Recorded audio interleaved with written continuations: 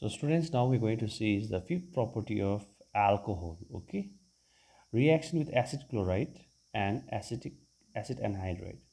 The formula of acid chloride is CH3COCl. I repeat again, the formula of acid chloride is CH3COCl. If you remember, acetic acid formula is CH3COOH. Replace OH with Cl. So you get this formula CH3COCl, which is called acid chloride. And acid anhydride means this one, CH3CO 2 times O. CH3CO 2 times O is the formula of acid anhydride. And both of them is going to react with alcohol. Now I'm taking the example of alcohol as ethyl alcohol. You can see CH3CH2 means ethyl, OH means alcohol. And this ethyl alcohol I'll react with acid chloride. So ethyl alcohol IUPAC name is ethanol. You all know that. And acid chloride actual name is acetyl chloride. An IUPAC name, there are two carbons, so we say ethane. COCl means oil chloride. So common name is ethyl alcohol, IUPAC name is ethanol. Common name is acetyl chloride, IUPAC name is ethanol chloride. General name alcohol, general name acid chloride. And when these two react, we do so the reaction in presence of catalyst like pyridine. Okay. So when you do so, students, what happens here is this H will go with OH, Cl.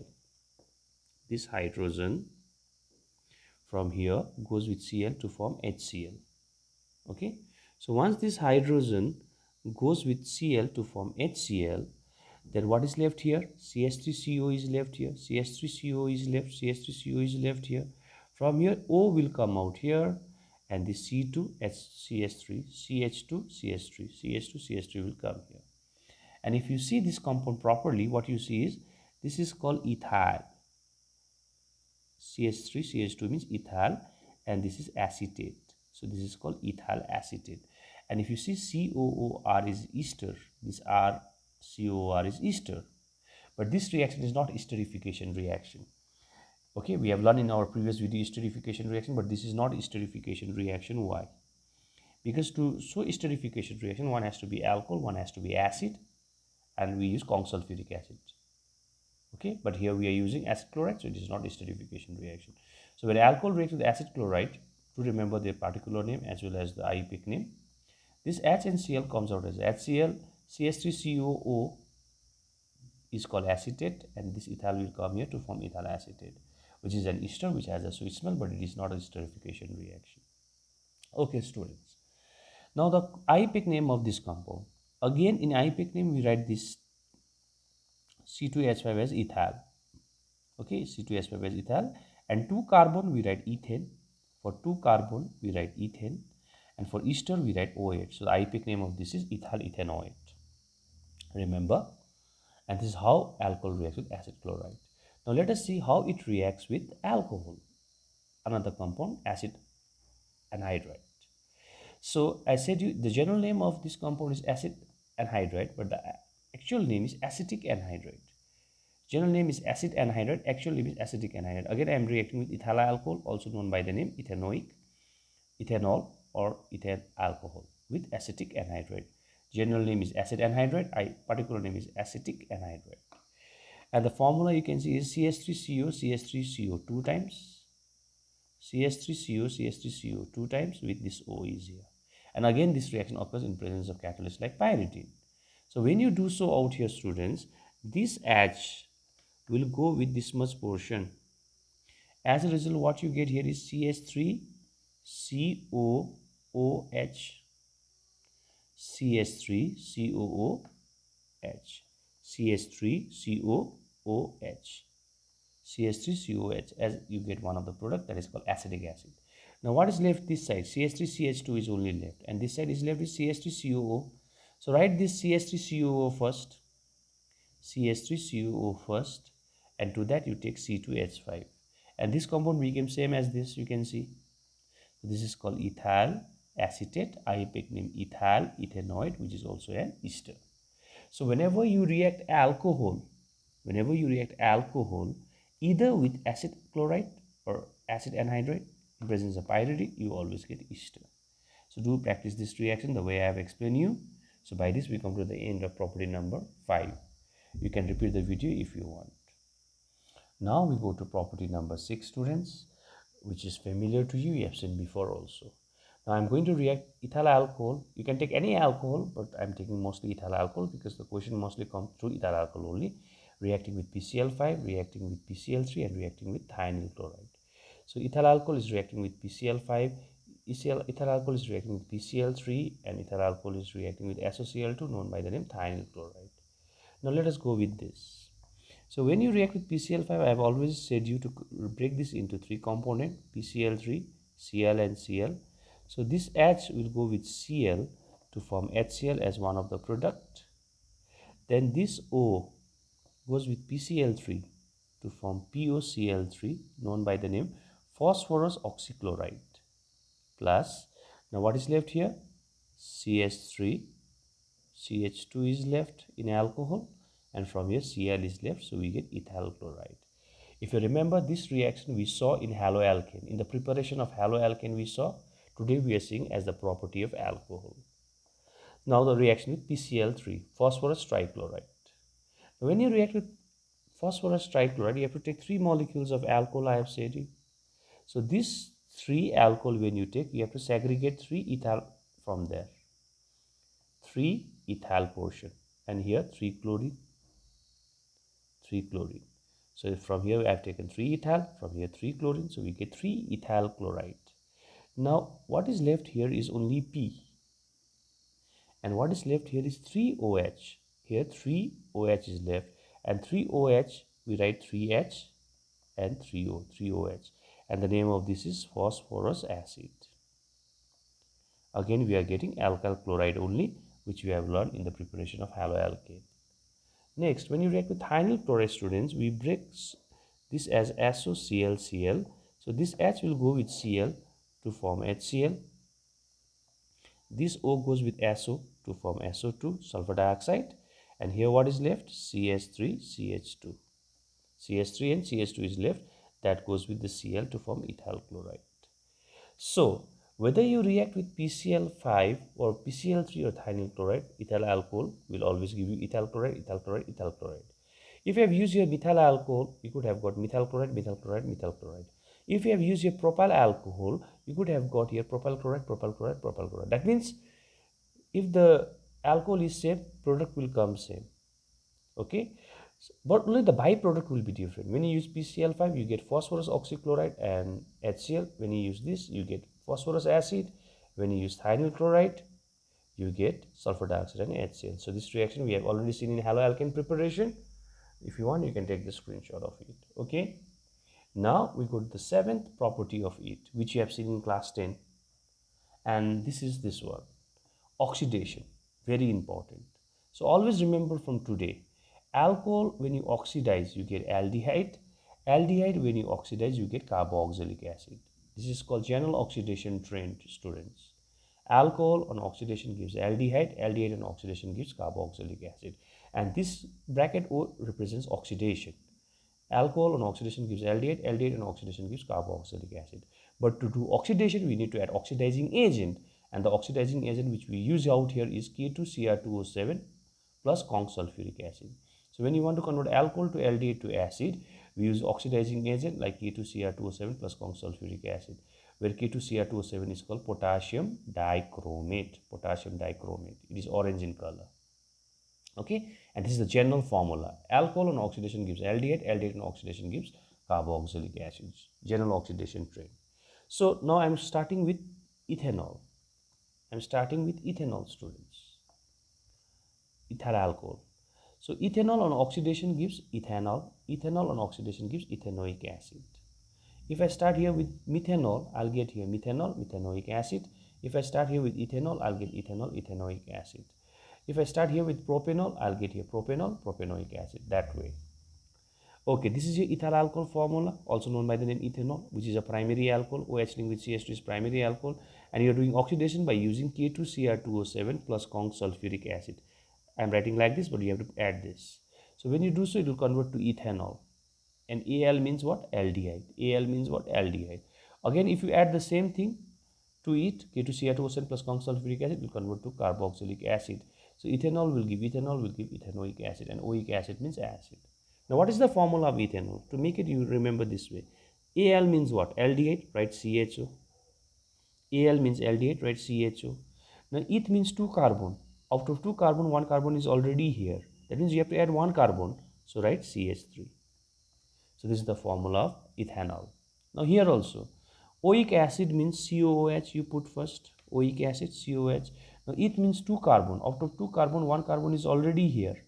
It means 2 carbon. 1 carbon is already here. You require 1 more carbon. So put CH3. So this is called ethyl alcohol or ethanol. This is your ethanol and this is your ethanoic acid. Ethanoic acid is the IPAC name. The common name of this compound is acetic acid. Similarly, ethanol is the common name of this compound, CH3CHO. IPAC name of this compound is ethanol. Common name is acetaldehyde. So always remember, students, okay, ethanol on oxidation gives ethanol, ethanoic acid. If you use here propanol, you get propanol, propanoic acid. If you use here methanol, you get methanol, methanoic acid. And this is called general oxidation trend. An oxidizing agent which we use here is K2Cr2O7 plus calcium sulfuric acid. And never forget the formula of acetaldehyde from today. You are familiar with the formula of ethyl alcohol and acetic acid, may not be with the formula of this. So do remember CH3CHO means acetaldehyde. Okay. Now the same thing I am going to do with secondary alcohol. Earlier I did with the primary alcohol. Now the same thing I am going to do is with the secondary alcohol. OH is linked with CH. So it's secondary alcohol. OH linked with CH is what? Secondary alcohol. CH, is called isopropyl alcohol.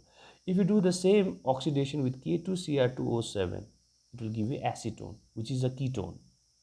And if you do the same oxidation further, you get ethanoic acid, which is also known by the name acetic acid. Okay, now do remember the formula of acetone is like this. Front and back CH3, in the middle CO. And the formula of ethanoic acid, just now I said acid means COH you put first. Acid means COH you have to put first, and eth means 2 carbon, 1 carbon is here. So to add 1 carbon you put CH3. So do remember primary alcohol on oxidation gives aldehyde, then on oxidation gives acid. Whereas secondary alcohol on oxidation first gives ketone, CO means ketone, then on oxidation it gives acid. Okay students, so this is one difference which you have to remember. So if the alcohol out here is primary, if the alcohol out here is primary alcohol, you get aldehyde. You get aldehyde. But if the alcohol out here is secondary, you will not get aldehyde. In place of aldehyde, you get ketone. But whether it's aldehyde or ketone, both on oxidation gives acid only. So primary alcohol on oxidation gives aldehyde. Do remember, secondary alcohol on oxidation gives ketone. It's very important to remember, students. Primary alcohol, when you oxidize, you get aldehyde. Secondary, you get ketone. But aldehyde, ketone, when both oxidize, any one, you get acid. Now let us see the byproduct here, students. Here is 2C, here is 2C, here is 1O, here is 1O. And if you see here is 6H, 3, 2, 1, 6H, but here is only 4. So that means from here how many H is removed? 2H. That 2 removed H will go with this O to form water. So water will be the byproduct.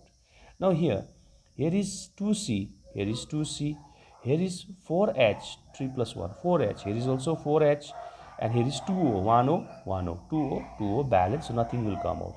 So when you convert alcohol to aldehyde, that time water comes out, but when you convert aldehyde to acid, nothing will come out. Okay, so do remember from here to here removal of hydrogen has taken place. So removal of hydrogen means oxidation, and from here to here addition of oxygen has taken place, which also means oxidation, students. Now out here we will see another one will be the byproduct. Here you can see here is CH3, here is CH3, here is CH3, here is CH3, here is CO, here is also CO. That means this 2H has been removed. So this 2H will go with this O to form water as byproduct. And now let us see from here to here.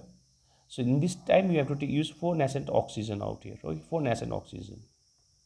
Count the carbon 1, 2, 3, 1, 2, 3. Hydrogen 6 here.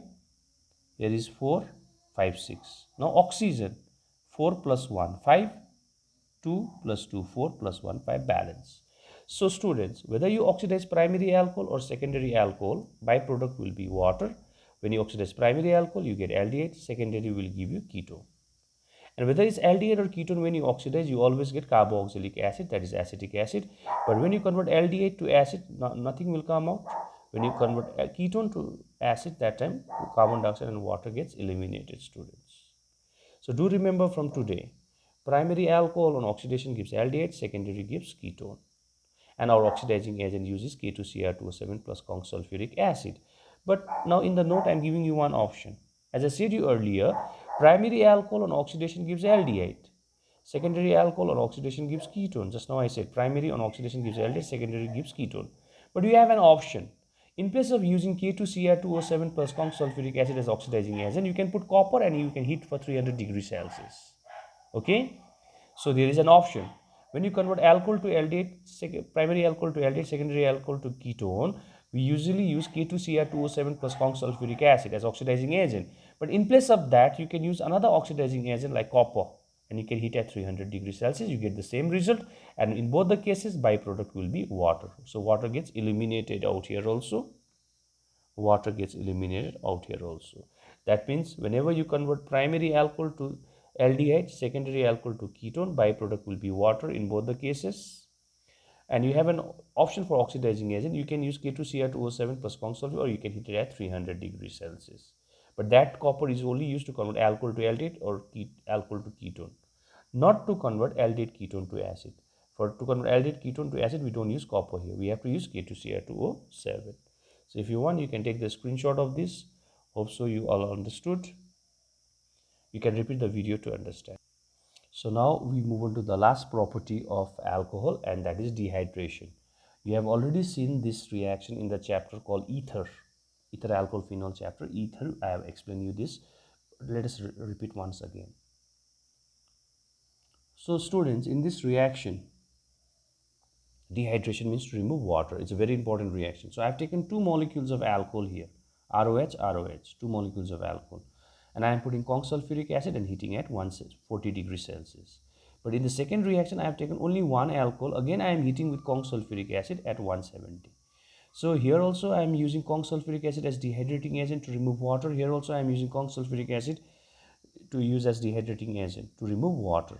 But here when you heat at 140, you will take two molecules of alcohol. When you heat at 170, you will take one molecule of alcohol. 140, two molecules with conc sulfuric acid, 170 with one molecule.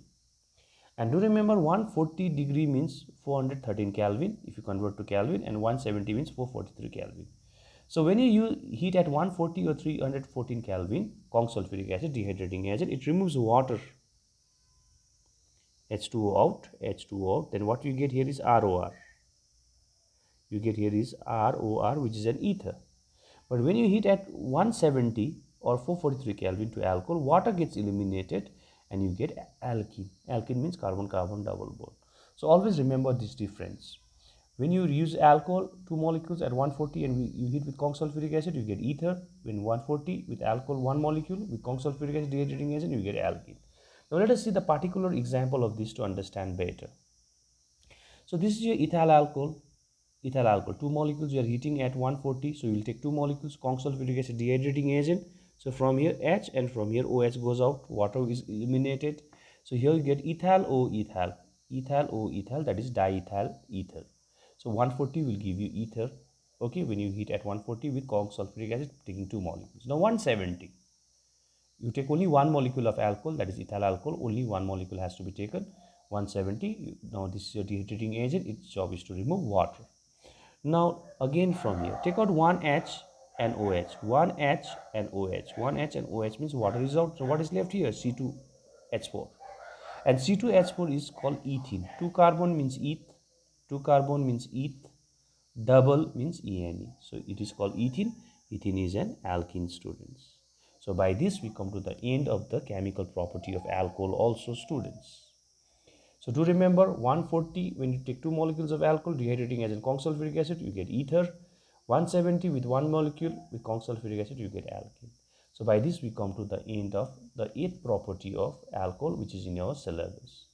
Now in our next class we will learn how to convert one alcohol to another alcohol. In my next video I am going to teach you how to convert one alcohol to another alcohol, which is in our syllabus. Thank you very much, students.